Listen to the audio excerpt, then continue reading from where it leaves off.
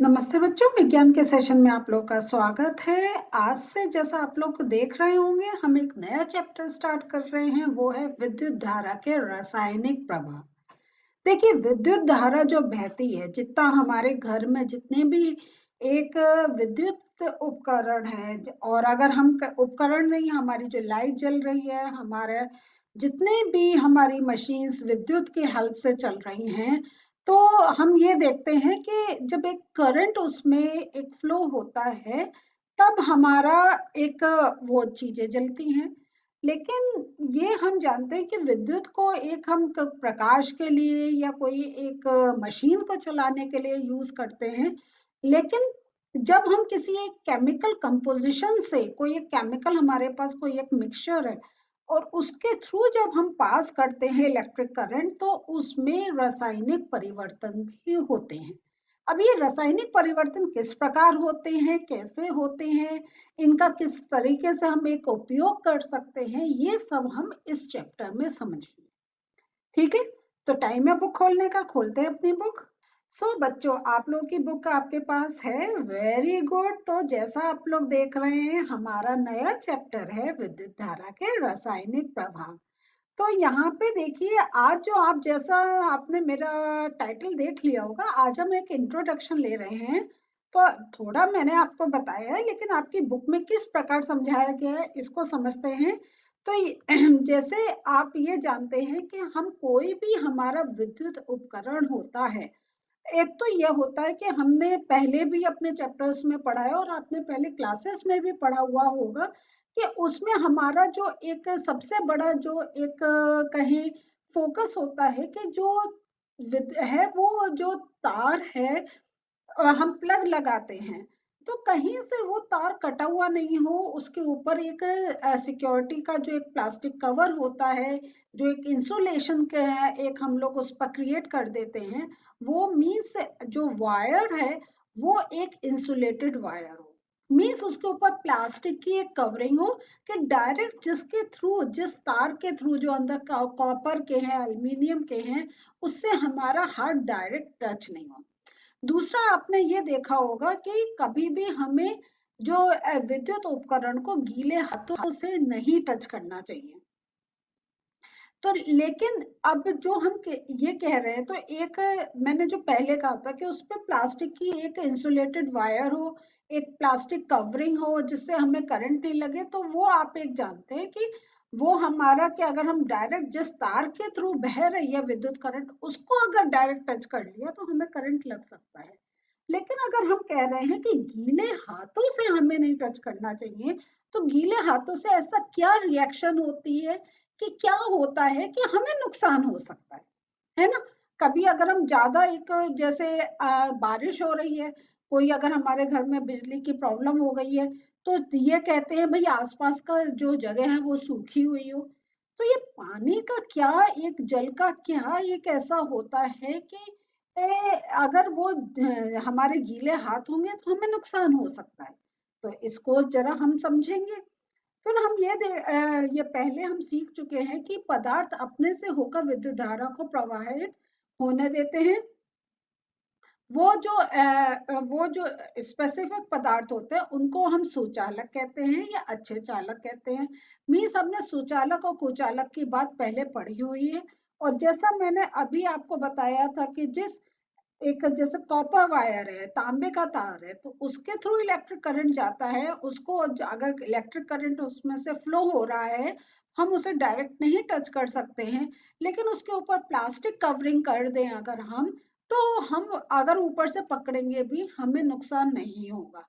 तो ये जो हम देख रहे हैं कि वो जो प्लास्टिक है वो विद्युत की कुचालक है, कि मीन्स उससे के बाहर वो करंट को बाहर, या विद्युत जो एक धारा है उसको बाहर प्रवाह नहीं जाने देती है, बस उन तारों से बहने देती है। इसलिए हम उस पर प्लास्टिक की कवर करते हैं कि अगर हमें तार पकड़ना भी पड़ रहा है तो हमें कोई नुकसान नहीं हो।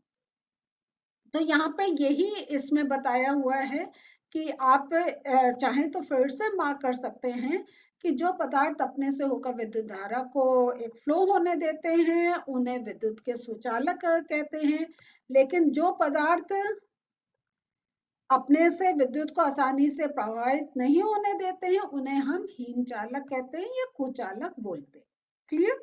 अब हम लोग एक जो चीज और आज हम देख रहे हैं, हमने पहले क्लासेस में ये समझा है कि कोई पदार्थ अपने से विद्युत धारा को जो एक फ्लो होने देता है, उसको अपने अंदर से एक एंड से दूसरे एंड तक जाने देता है। तो ये जो है, तो कोई पदार्थ अपने से विद्युत धारा को एक फ्लो होने देता है या नहीं, हमें एक टेस्टर उसके लिए बनाया था। तो इसमें हमने ये देखा था कि इस टाइप का जो टेस्टर बनाया था, उसमें हमने अलग अलग एक कहे इंस्ट्रूमेंट्स लगाए थे, और हमने ये देखा था कि कौन से मतलब कि हमने यहाँ पे देखिए, इसको मैं ऐसे समझाऊंगी कि ये एक आपका सेल है, ये एक आपका बल्ब है। सेल से हम जानते हैं हमें एनर्जी मिलती है, हमें इलेक्ट्रिक करंट मिलता है जिससे बल्ब जलता है।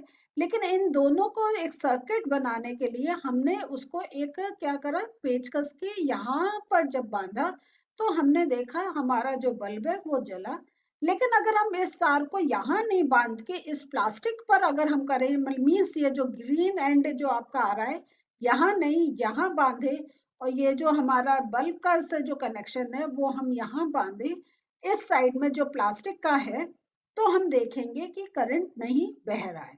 तो ये इस टाइप से हमने क्या करा था, हमने एक टेस्टर बनाया था, और हमने ये चेक करा था कि कौन सी जो एक पदार्थ है जो अपने से करंट जाने देता है और कौन सा नहीं जाने देता है। तो यहाँ जब हमने फ्रंट में करा, ये एक मेटेलिक पार्ट आ जाता है, तो दिस मीन्स ये अपने अंदर से करंट को जाने देता है, और यहाँ जो है ये नहीं जाने देता, ये विद्युत का कुचालक होता है। ठीक है? तो हमने देखा कि धातुएं जैसे तांबा या एल्युमिनियम विद्युत का चालन करती हैं, तो आप धातुओं के नाम याद रखिए कौन विद्युत का चालन करती हैं। लेकिन कुछ पदार्थ जैसे रबड़ आपका, तभी हम क्या करते हैं कि हम कोई भी बिजली का काम जब करते हैं, हम रबड़ की चप्पल पहनना पसंद करते हैं, हम रबड़ के ग्लव्स यूज करते हैं, दस्ताने पहनकर तब हम बिजली का तार करते हैं, कि वो जो है ये अपने अंदर से इलेक्ट्रिक करंट को फ्लो होने नहीं देता है। फिर जैसे प्लास्टिक हमने वायर का भी बताया था, वो कवर होता है, और लकड़ी भी जो होती है वो विद्युत का चालन नहीं करती। आप अपने घर में भी अगर आपने कभी देखा होगा कि अगर कोई तार आपका नीचे कोई टूट गया है, तूफान आया है, बारिश आई है, किसी कारणवश तार टूट गया है, तो हमको एक लकड़ी का डंडा लेकर उससे उस तार को एक साइड में करते हैं, हाथ से नहीं टच करते हैं। क्यों लकड़ी का उपयोग करते हैं? क्योंकि लकड़ी जो है वो विद्युत की कुचालक होती है, या अगर जैसा आपको कहा था उसकी हीन चालक होती है। तो यहाँ पे हम देखते हैं कि इस प्रकार हमने अलग जो हमने टेस्टर बनाया, उससे हम एक प्रयोग कर सकते हैं कि कौन अपने अंदर से करंट को या विद्युत धारा को एक फ्लो होने दे रहा है और कौन नहीं अपने अंदर से उसको बहने दे रहा है।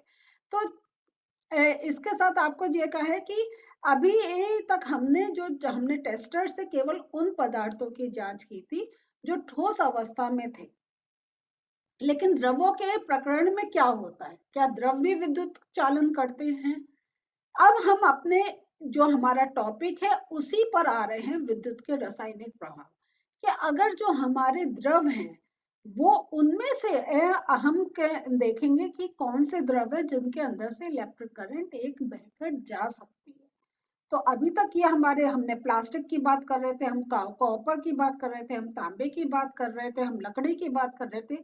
ये सब चीजें एक ठोस अवस्था में पाई जाती हैं।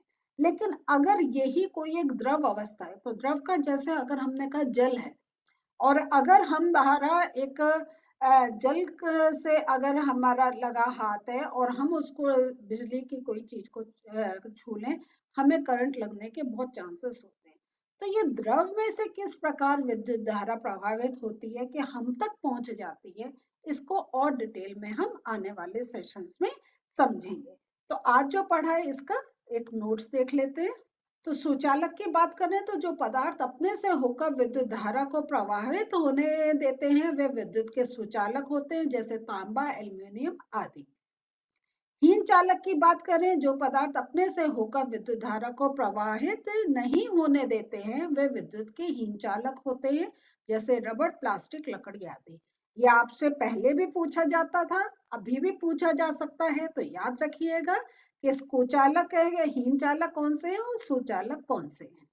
तो बच्चों आज जो हम लोगों ने पढ़ा, एक चीज हमने सुचालक की हीन चालक की बात भी हमने समझी और उसके साथ साथ ये देखा कि विद्युत धारा जो है वो अगर हमने अभी तक जैसे देखा है वो ठोस के थ्रू एक वो फ्लो हो सकती है, लेकिन वो हम जो अब आगे जो हम पढ़ने जा रहे हैं, समझने जा रहे हैं, वो है कि द्रव में कैसे विद्युत धारा का एक प्रवाह होता है। इसको हम और डिटेल में समझेंगे अपने जो हमारे और जो आगे के सेशंस होंगे। कि आप जानते हैं हम हर चैप्टर को छोटे छोटे पार्ट्स में लेते हैं, तो आज का जो पार्ट है अब हम यहीं रोक रहे हैं।